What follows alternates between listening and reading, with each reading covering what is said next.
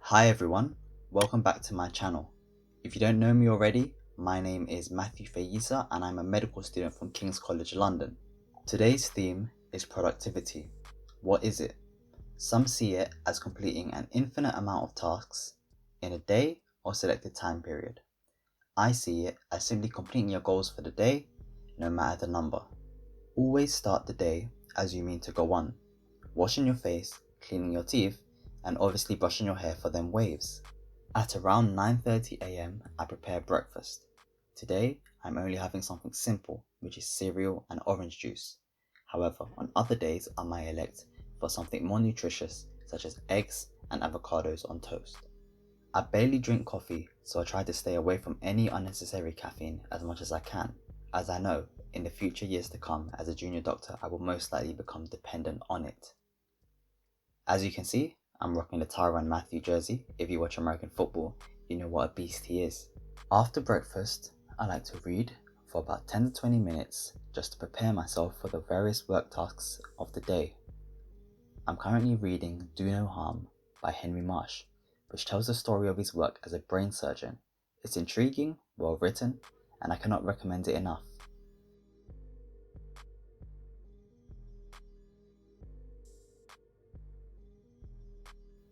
At 10 AM, I start learning more about sports medicine and its respective anatomy.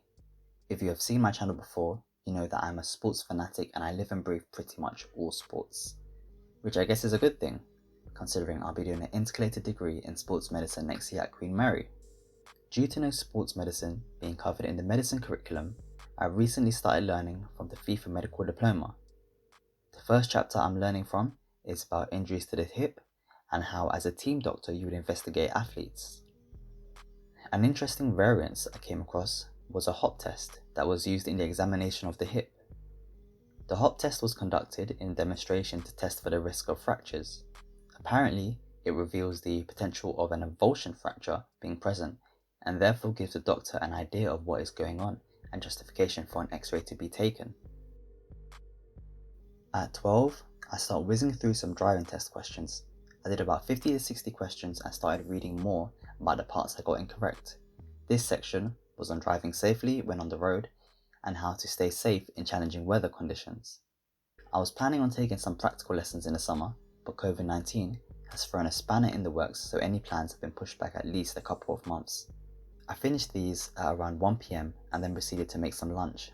Sadly, there's no footage for the lunch, but I'll let you know how I prepared it.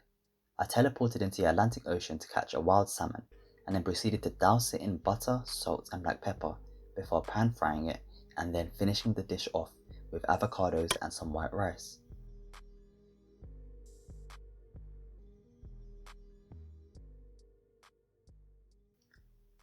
After lunch, at around 2:30 PM, I proceed to prepare some notes for a call I was going to have with my friend Wahil, who has recently become a licensed football physio.